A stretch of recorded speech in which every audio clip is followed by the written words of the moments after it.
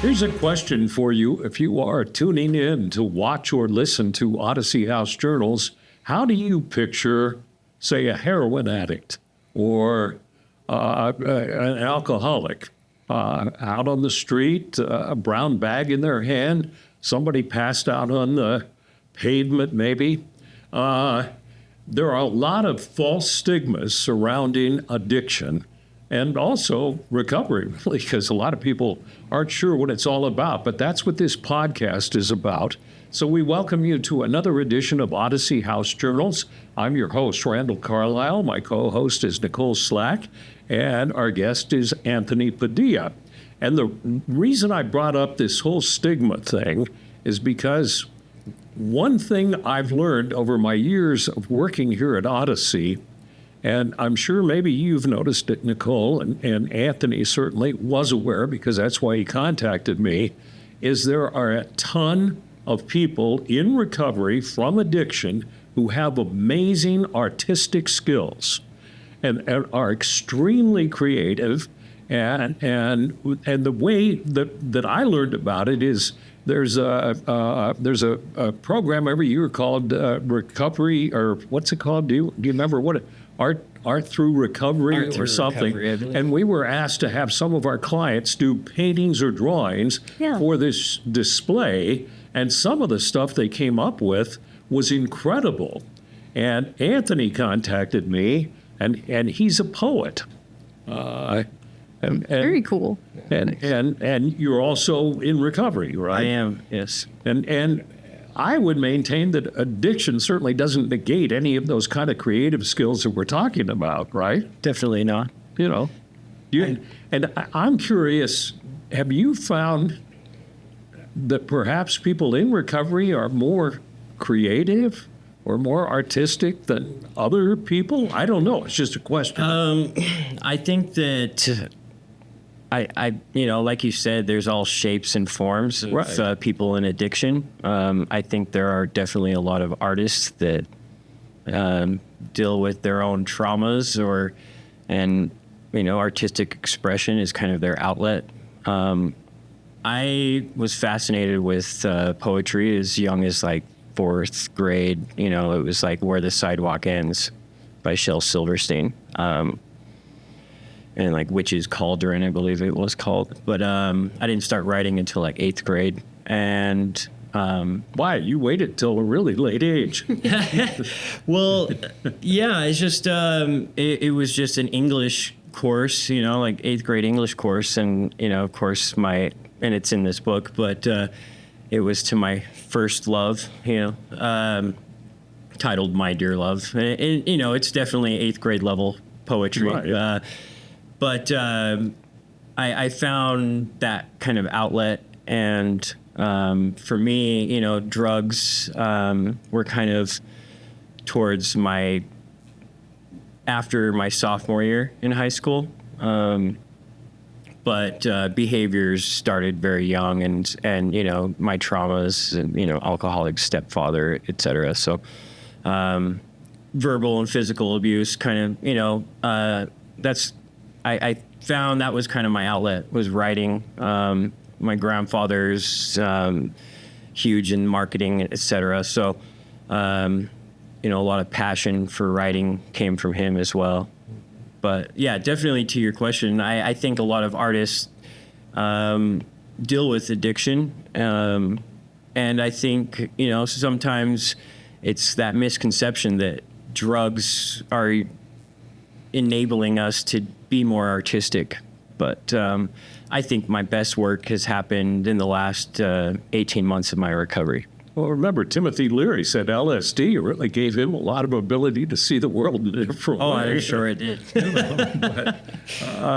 So before we talk about your poetry, what about your addiction? How did that manifest itself?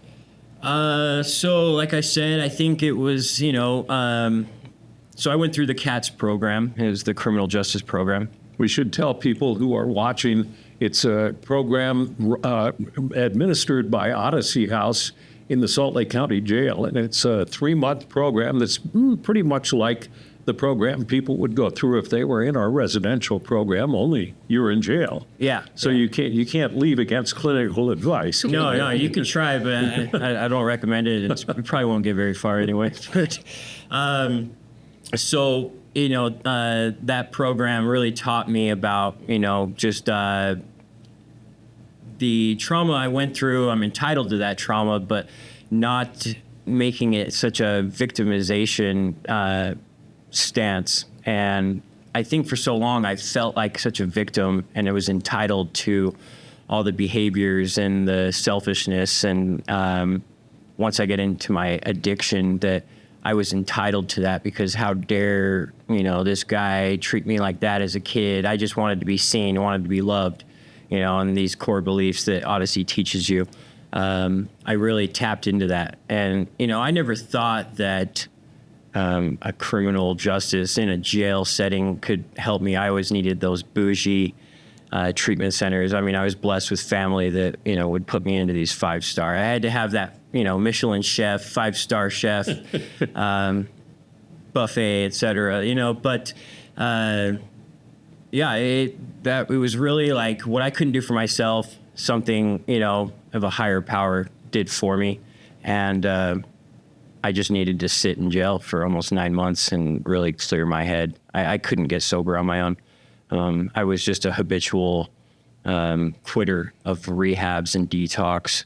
I think I could barely put like a day and a half together. Wow. Yeah. I just, so, my addiction really started because of seeking validation. It was the behaviors of a young age, getting into trouble at a young age. But then I started doing like the rave scene back in like 99. And it was fun. It was, welcoming to have groups of people, felt like my family. And there was music tied to it, so it justified it. But I mean, in the end, I'm just putting substances into my body to make myself feel better and numb, and so to speak. And then that elevated. And for a long time, I was a functioning drug addict, and I didn't feel I had an issue. It wasn't until after my divorce, I moved to like Newport Beach, that I got into meth and heroin, and my business failed. I had a drop ship company on Amazon. We were a bestseller in kitchenware, and got some criminal charges that debilitated me from progressing in the workforce. And so then I started feeling the real struggles of, finding employment. And I was kind of pushed out into the streets, as far as started just doing more drug sales, living motel to hotel for almost 7 years, losing contact with my son for almost 5 years, got a divorce, lost everything. Chaos and drama. Yes. Yeah. I mean, which a lot of addicts can relate to. I mean, one of my favorite quotes is, rock bottom is the solid foundation on which I rebuilt my life. I like that. Yeah. Yeah. So was the CATS program instrumental in your recovery, or? Absolutely. I think that it was a mixing pot of elements. I'm a peer support specialist now, and so I think it's a culmination of support from your community. Definitely, it takes a lot of motivation and action from the individual.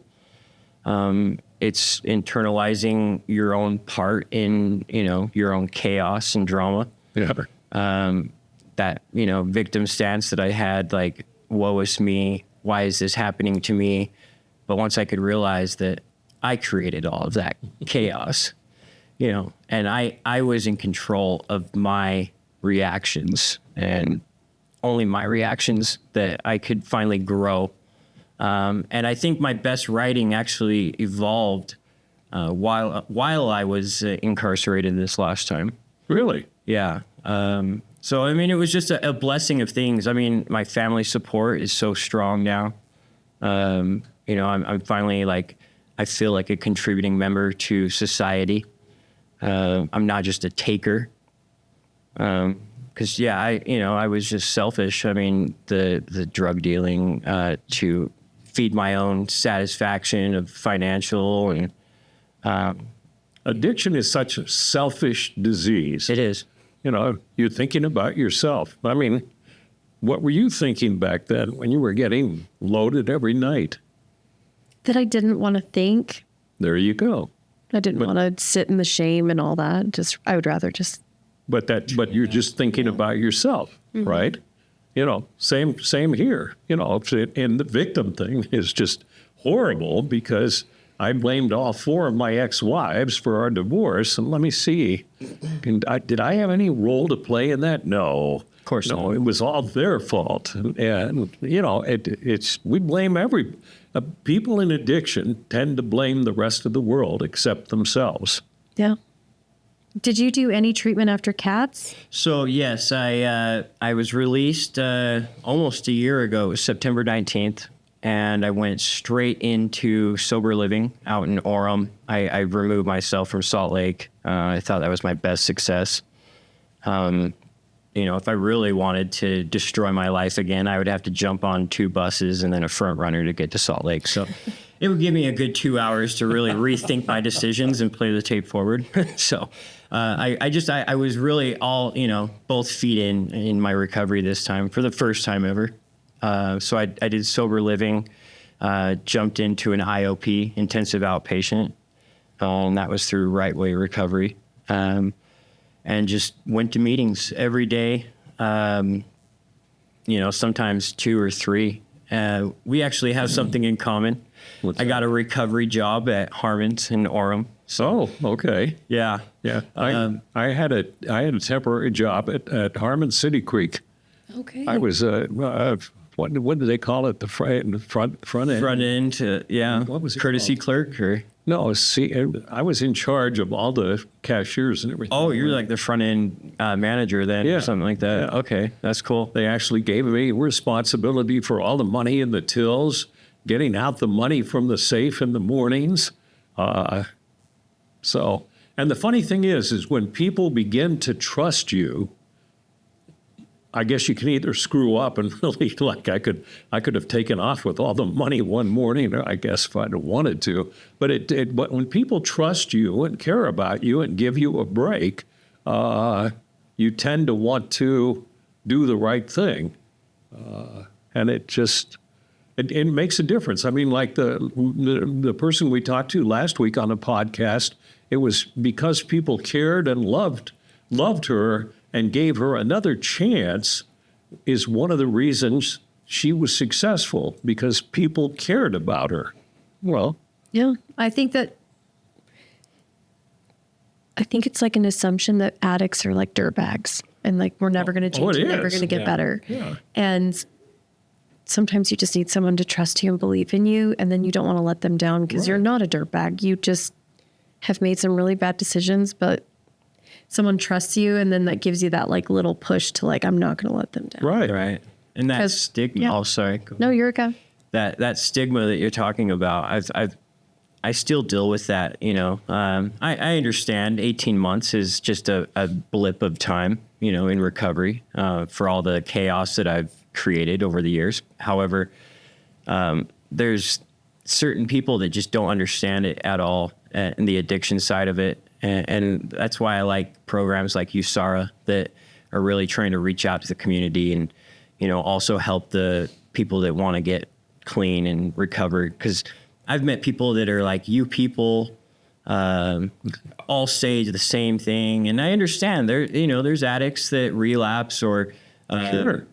wolves in sheep's clothing have you. There's cancer patients who relapse too. Exactly. Nobody Yes. calls you a dirtbag. Yes. Yeah. It's just there needs to be more education, and I think in the last 10 years, it's becoming more conscious to to society. Insurance programs are starting to help people more with treatment. I mean, I remember trying to get into treatment back in 2009, and it was very difficult. Sure. You know, so. And I think one of the biggest changes is when it was finally classified as a disease by doctors, because before it was a moral failing. It was like, and that's why that stigma erupted, because you'd see somebody passed out on a street corner with a brown bag, and that was the image of an alcoholic. And that's because he chose to drink. You know, and while we do have a personal responsibility, the disease aspect of it makes it very difficult to fight once you've made that poor choice in the beginning to partake of the substance. You know, nobody forced me to drink, and alcoholism runs in my family, and sure as heck, I became an alcoholic, you know. And even though the cycle's not great and you don't love it, I feel like I recently said this, but it's familiar and it's easy, and like you at least know the outcome, and it may not be good, but it's just what you know. And so you go back into your cycle and you want to stop and you want to do all these things, but then it's easy to drink and then feel okay for a minute because you know that there's that okay for just a minute, and then you feel horrible and you just get stuck in that cycle. And I don't know if that's the disease of just, it's just familiar and easy. It's the It's only way I can instant describe it. gratification to deal with the immediate problem, and to take a long-term approach through a recovery program is hard work. And it's not instant gratification. You can't walk into any treatment program and walk out the next day and say, I'm cured. You know? Yeah. Wouldn't that be nice? Yeah. Well, if you could invent it, we'd be billionaires, I'll tell you that. Right. We talked in the beginning about being an artist, and you sent me one of your poems, and you have a book as well. Yeah, and I did order you. And we're not copy. here to push the book, but I think it's admirable that Anthony did that. It's called Out of the Ashes. Can people buy it? Yes, it's on Amazon. You just do a Of search. course, it's on Amazon. Out of the Ashes, and then just put my first and last name, Anthony Padilla. 204 pages. Yes. Yeah.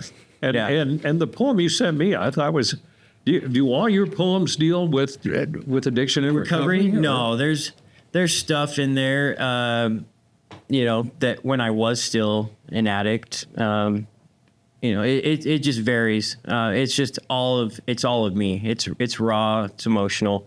There's a lot of inspiration. I would say that the stuff I put towards the front is all of my newer, and I dated it. So everything from 2024 and 2023 is more recovery focused. You know, I've just seen the light. You know, I'm looking at titles here that I have not seen this before. Fishbowl, The Monkey Glass, Who Do We Call? I Am Free, Dark Horse, The Hourglass, Yet I Rise, Under the Surface, As I Pray, Wind Changes Direction, Monkey See, Monkey Do. That's I Follow You.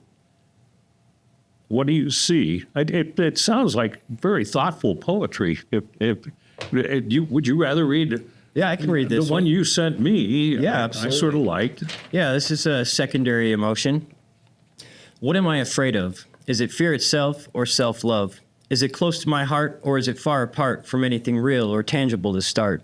Does it stem way down in the core of my soul with only one goal, to keep it hidden in a deep and dark hole within my soul that holds all pain and suffering with nothing to gain? Am I the same as the man that raised me like a horse with no reins? It's painstakingly insane. I try to run from everything under the sun, but nothing is won. Only losses that cause this broken man to quit jobs and bosses and takes my personal growth hostage. So what the hell am I afraid of? A past trauma, relationship, or a drug addiction that frayed love? Or is it just the fact I stay away from anything that is similar to the feelings of fear or anger inside my mental sphere? It all feels so clear, but I can't seem to breathe here in this dark and damp place that covers a veil over my blank and emotionless face, which keeps me in this fearful space. My legs are jelly. I'm sick from my heart to my belly. But oh well, this is hell, see? My mind tells me. So I run, I fight, I take refuge in the night. At the end of the day, in all the darkness and fear, I come into the light. What is there to be afraid of?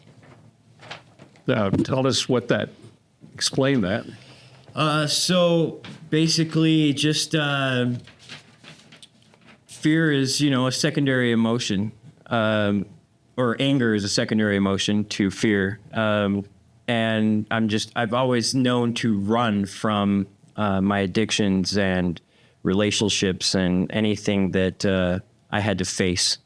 Like I said, I couldn't even complete more than 2 days of treatment before. And really, it was myself. I was afraid of my own success, of looking at myself, taking a deep look and growing. I was afraid to let myself down. And basically, I'm just concluding with, I'm not afraid of anything anymore. I can face anything now.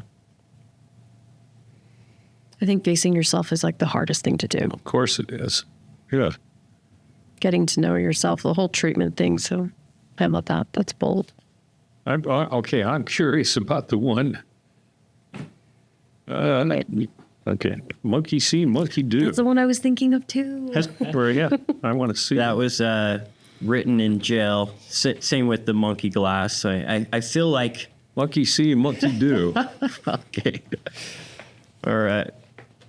Practice, practice, practice. It makes perfect, they say. Pray, pray, pray to stay virtuous, they know. 1 for the money, 2 for the show. Everyone knows how this will go, go, go. Practice what you pray, but don't preach to me like a pastor. Don't act perfect and virtuous for the sake of the show to lack luster. Everyone knows how this farce will go, go, go. I'm sick and tired of being tired and sick, not knowing which road I will pick. Feeling life's endless cynical trick. 3, 2, 1, the final flick. Cool. That'd be cool for. Do you ever show your poetry to people that you're working with in the program? So I've donated some of my books to a few facilities. I think Mill Creek has a couple copies. The adolescence program, I think, has 1 or 2. Yeah, I think they would enjoy you. They enjoy reading because sometimes they're There's some bored. downtime. Yes. Do you work with, since you're CPSS, do you do that with your clients? Do you do poetry with them? I'm trying to incorporate more of my CPSS role into my position. Right now, it's been more of like check-in kind of groups. And so I want to implement more of my living experience and getting more groups. I have to kind of go the proper chains, of course, with the reaching the right program directors and managers and seeing what they approve of. However, I did my training through USARA, and it just really opened my eyes to how I want to evolve this peer support role and help kind of just share that light to the fellow. Because, that's really what this, advocacy is for, is to use my living experience to help the fellow addicts and show them that recovery is possible and, help them build a plan and help motivate them to want to then pass that on to the next person. And okay. It's really all about connection. I think there's an awesome TED Talk that's, the opposite of addiction is connection. Right. I think it's by Dr. Johan. And really, if we can just get away from that stigma and get society to just really, be unified and bring everyone inclusive to society and not look at them as just a drug addict or, because in the end, they're still, family members, brothers, fathers, etc. Sure. Just like everyone else. And that's when society, it is getting better. It's recognized as a disease, and because of Medicaid expansion, more people can get treatment as opposed to you back in 2009, because you just run into massive costs and wait lines in all programs. And then also, I think having more and more people in recovery, and us doing, we do a whole podcast just talking about addiction and recovery, and we have thousands of people who tune in, and they can't all be just people who have loved ones who are addicted. I think people have an interest in it to try to understand more that it's, quote, normal people who are dealing with a disease. And I think the more that we have programs like you, Sarah, and peer support programs, and people begin to understand that, I think, the better off people will be. And as more people seek treatment, more dads, moms, kids, everybody else, it'll just be an acceptable. It's like I'm going to get chemo for my cancer. I mean, and people won't think badly of you. Yeah, I don't think it's great that we were addicts or we're addicts. I don't brag about it. Yeah. But getting help was the hardest thing because I was so worried at the stigma, and then I'm an addict. Like if I go get help, which is totally backwards thinking, but if I go get help, then I'm an addict. Now, if I just don't get help and stop, people won't know. Mm-hmm. So it was just so hard to get the help because I also didn't then want to have to be an addict for the rest of my life. My hardest thing was, I swear, my first AA meeting saying, I'm Randall, I'm an like, yeah, sure. And I still go to meetings where people will say, as opposed to using that word, they'll say something like, I'm Jim, I'm trying to control my drinking. I'm a person in long-term recovery. Which is much better, and that's what Sarah urges everyone to say. Yeah. As opposed to a recovering addict or recovering alcoholic. Yeah, and I've also been blessed with, a dentist that basically helped me get, because after I'd lost everything else, it started taking away my teeth. So, so I came into the rooms with probably like 3 or 4 teeth. Yeah. And this dentist was able to, give me a significant discount. And so like people like him, he's at White Ridge Dental, Dr. Hepworth. He wants me to reach out. So I'm going to try to talk to some upper, management with Odyssey and see if he can't come into the facilities. He wants to reach out to a lot of these clients and see if he can't help with their dental work, dentures or implants, give them a more professional grade at a discounted rate. Still treating us like people. Yeah. We were part of a study several years ago done by you dentistry school and us in the First Step program, and they took control groups and they fixed people's, and they really changed people's look. And then didn't change others. And if you were unlucky, you were in that side of the study. But it showed long term. And then they did long term follow up, and there was like a massive difference in terms of the number of people with their fixed mouths who completed the program, who found jobs, who found housing, who found a partner in life. I mean, it was just compared to the people who didn't get their mouths fixed. And it was just that one thing, and Confidence. We put together, Matt, who works with us in marketing, we put together this video, and it was incredible how people talked about it, because it's like a couple of the people would say, when I go in for a job interview, I'm talking like this because I don't want them to see my mouth.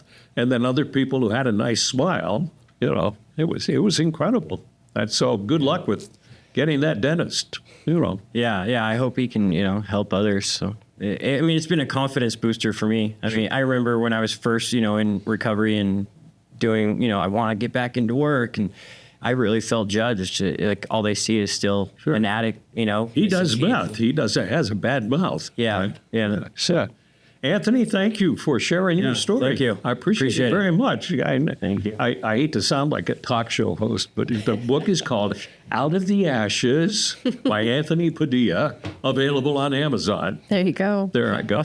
Thank you very much. Thank you. Thanks, Nicole. And thank you for watching or listening to another edition of Odyssey House Journals.